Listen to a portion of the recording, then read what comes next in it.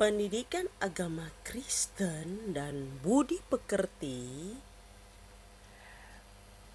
pemeliharaan Allah atas seluruh ciptaannya, SMP kelas 7 bersama Bu Teni.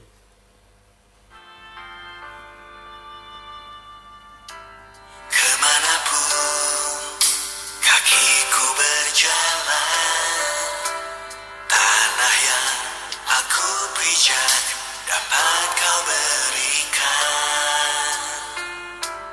Dan apapun yang aku kerjakan, bila kau turun tangan, pasti menghasilkan. Selalu ada berkat yang telah kau sediakan. Selama ku percaya pada janji-Mu Tuhan, selalu ada berkat mengikuti senantiasa. Selama ku menjaga hati taat dan setia.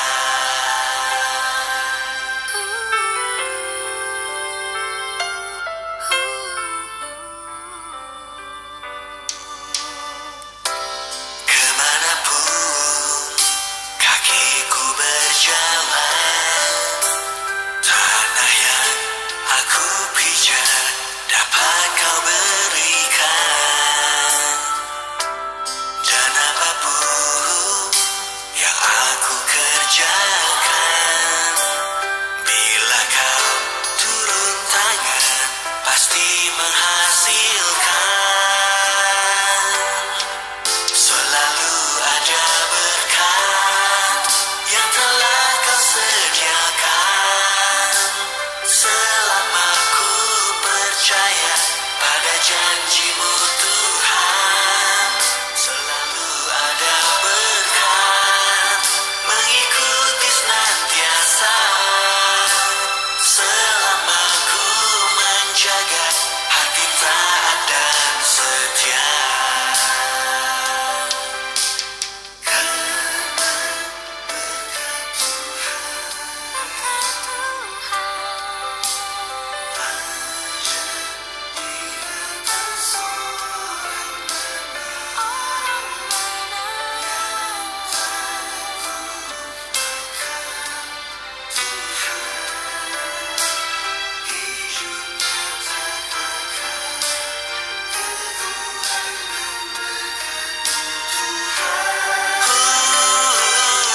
Selalu ada berkat yang kau sediakan. Percaya pada janji-Mu Tuhan, selalu ada berkat mengikuti senantiasa. Selama ku menjaga hati taat dan setia. Menjaga hati taat dan setia. Mari kita berdoa. Tuhan yang rahmani, limpahkanlah kami dengan hikmat-Mu dalam memahami pembelajaran ini, supaya kami mampu mengaplikasikan demi kebaikan keberlangsungan bumi. Ilmu kami tidak disimpan dalam kepala kami saja, tetapi bermanfaat bagi orang-orang di sekitar kami. Berkati kami dalam nama Yesus Kristus. Amin. Selamat bertemu lagi dengan Bu Teni dalam pembelajaran pendidikan agama Kristen dan budi pekerti. Kita akan masuk ke bab yang keempat dengan judul pemeliharaan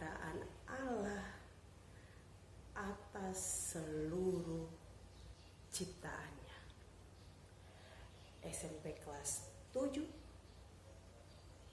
bersama Bu Teni, ya.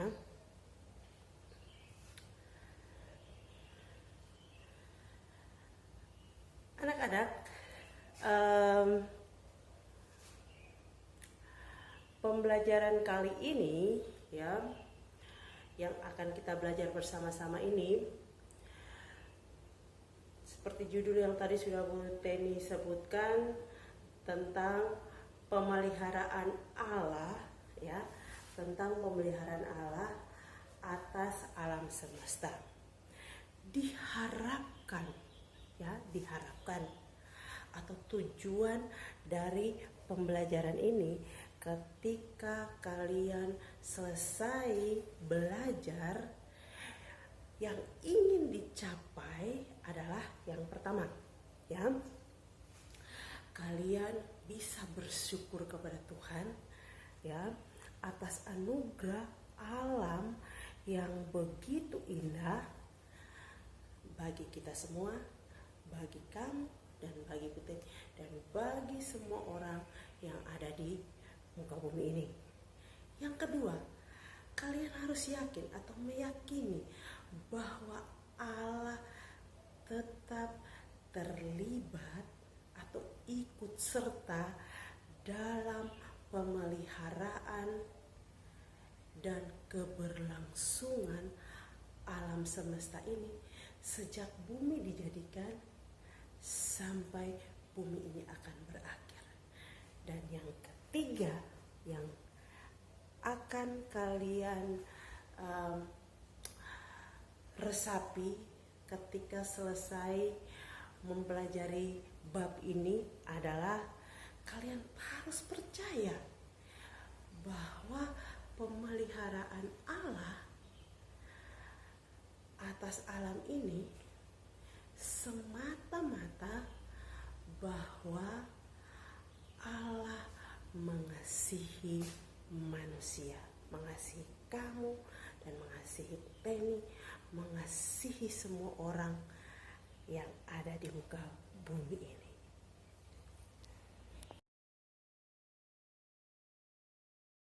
Oke, coba kamu perhatikan di slide ini, ya. Perhatikan di slide ini. Allah menciptakan bumi dan segala isinya dalam berapa hari? Coba kalian jawab, ya. 1, 2, 3, 4, 5, dan 6, ya. Dalam 6 hari Allah menciptakan semua yang ada di muka bumi ini, termasuk kamu dan ibu. Nah, dari gambar ini, ya, pada gambar yang ibu tampilkan di slide ini, ada ikan-ikan dan burung-burung. Hari keberapa menurut kamu? Terus ada siang dan malam. Kamu boleh menjawab pada hari keberapa.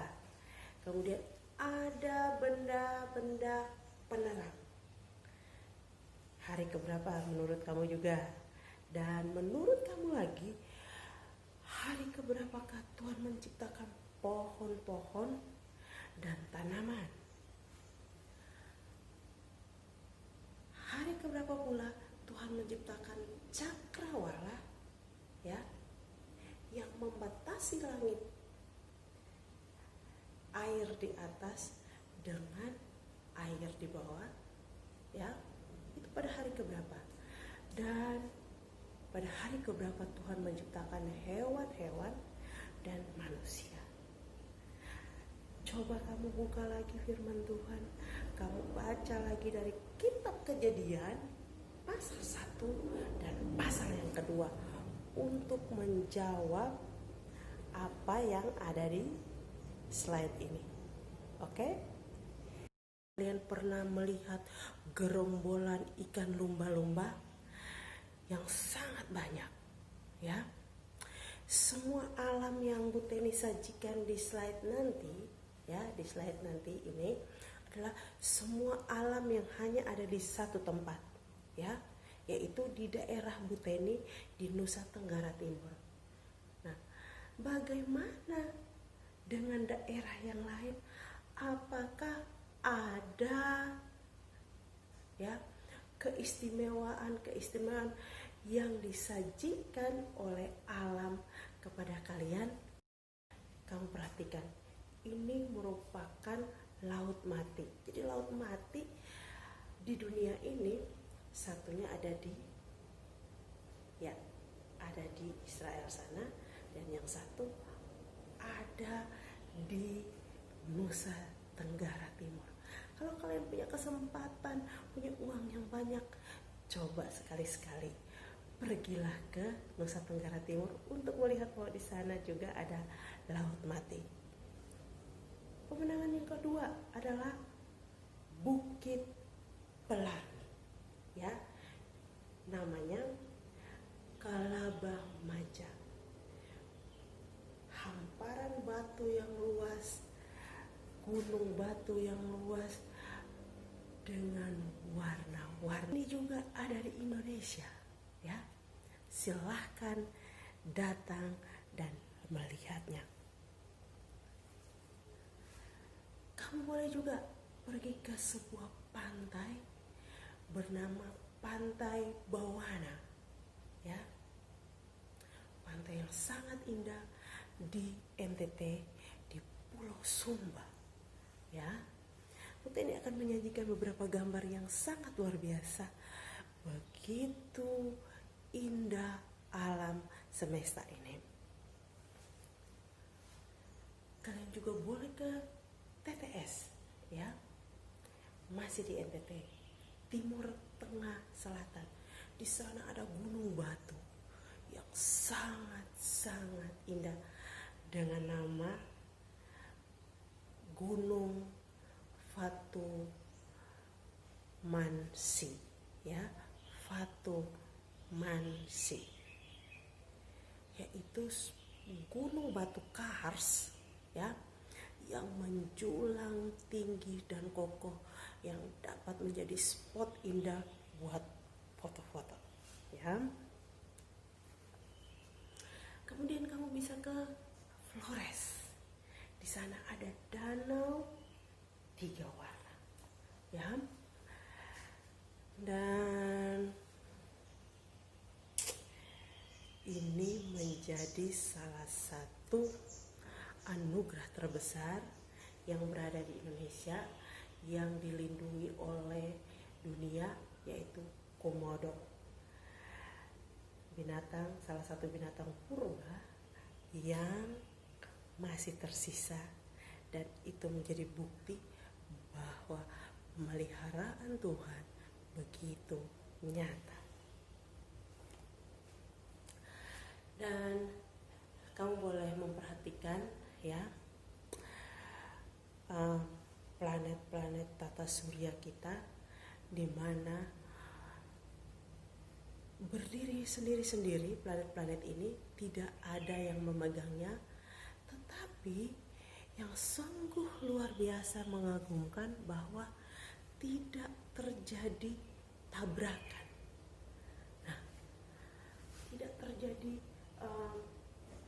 kesalahan, dan itu berlangsung sudah sekian lama, sudah sekian tahun, beribu-ribu tahun, dan masih ada sampai hari ini.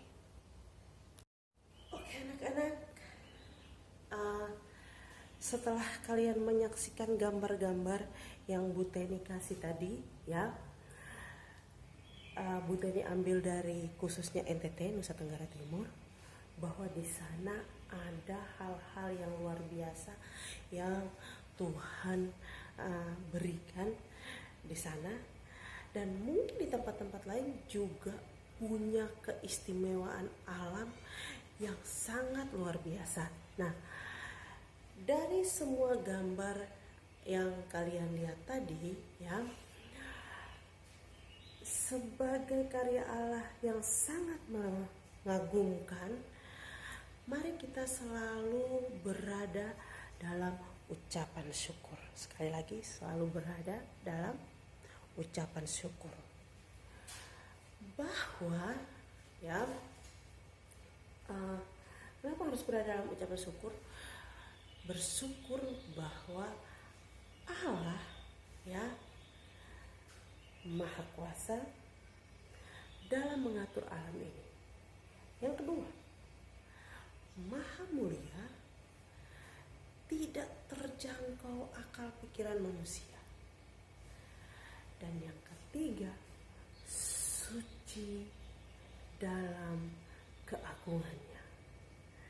Dan yang keempat, misteri dalam menyampaikan berita kekekalan.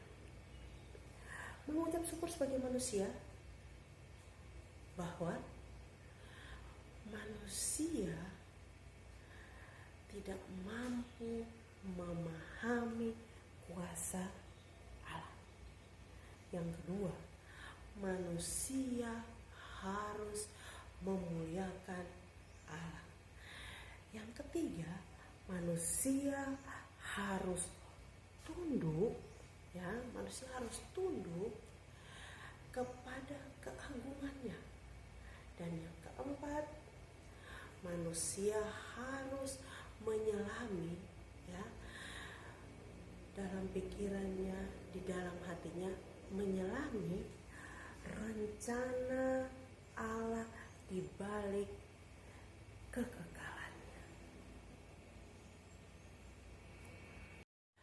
Oke, setelah kita tahu bagaimana kebesarannya Allah dan bagaimana ketidakberdayaannya manusia, maka kita harus tahu, ya, belajar sungguh-sungguh untuk mengetahui cara Allah memelihara seluruh ciptaannya, ya. Allah melihat bahwa hasil karya yang dilakukannya sangat luar biasa. Mulai dari hari pertama, hari kedua, hari ketiga, hari keempat, hari kelima, bahkan hari yang keenam. Dikhususkan hari keenam dikatakan bahwa sungguh sangat amat baik. Sehingga Alkitab menjelaskan bahwa Tuhan memelihara dengan menumbuhkan keselamatan dan keadilan. Silahkan kalian membaca di dalam kitab Yesaya pasal 45 ayat yang ke-8. Yang kedua, Allah tidak membiarkan alam ini rusak atau punah. Kejadian 9 ayat yang ke-11. Dan yang ketiga, Allah mengajak manusia sebagai mitra Allah dalam memelihara alam ini. Kejadian 1 ayat yang ke-28. Manusia sebagai mitra Allah, ya. Karena Allah sudah menciptakan alam ini, Allah mau bermitra dengan manusia untuk menjaga semua ini. Nah, sebagai mitra Allah kita harus tahu dulu, ya, apa arti mitra? Mitra menurut Kamus Besar Bahasa Indonesia artinya adalah teman, sahabat, kemudian kawan sekerja, pasangan kerja, rekan, kolega. Dengan demikian, ya,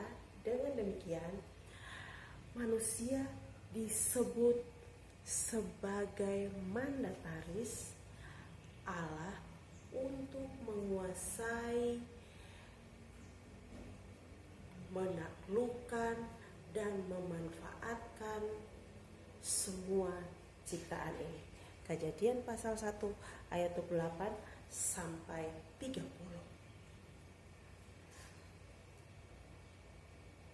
Manusia sebagai mitra, harapannya, ya, harapannya adalah manusia ikut serta dalam memelihara seluruh ciptaan mengembangkan alam semesta dengan akal dari Allah.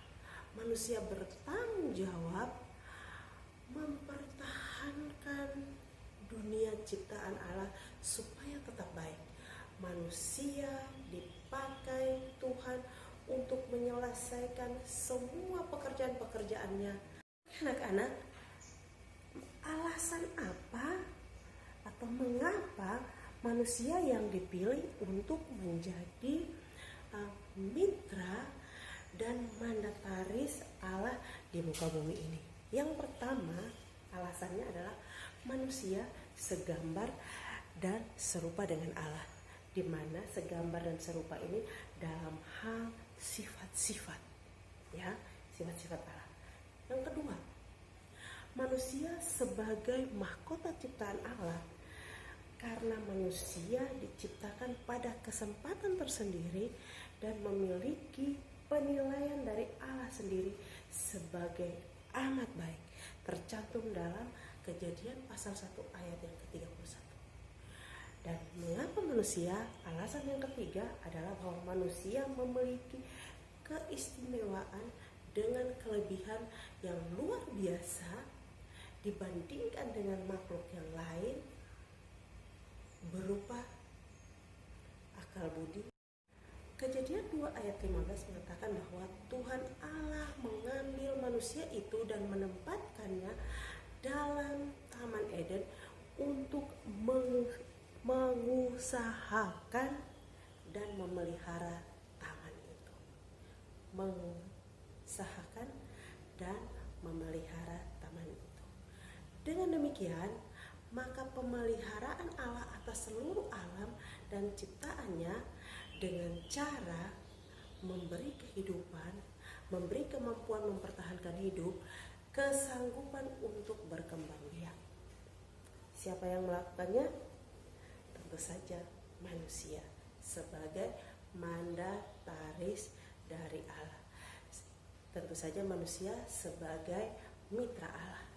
Nah, manusia adalah tangan kanan Allah untuk mengawasi dan menjalankan semua. Oke, pembelajaran kita akan berakhir. Puteni akan memberikan tugas kepada kalian. Buatlah puisi. Sekali lagi, buatlah puisi sebanyak 4. Puteni bilang 4 alinea. Coba kamu tanya ke guru bahasa Indonesia, 4 alinea itu maksudnya apa? Atau kamu cari di Google pengertian dari alinea itu apa. Jadi kalau membuat 4 alinea artinya membuat pengelompokan dalam 4 baris, ya. Puisi, judulnya kalian pilih sendiri, tetapi isi dari puisi itu berisikan ucapan syukur atas pemeliharaan Allah kepada seluruh ciptaannya dan terhadap diri kita sendiri. Demikian pertemuan kita kali ini.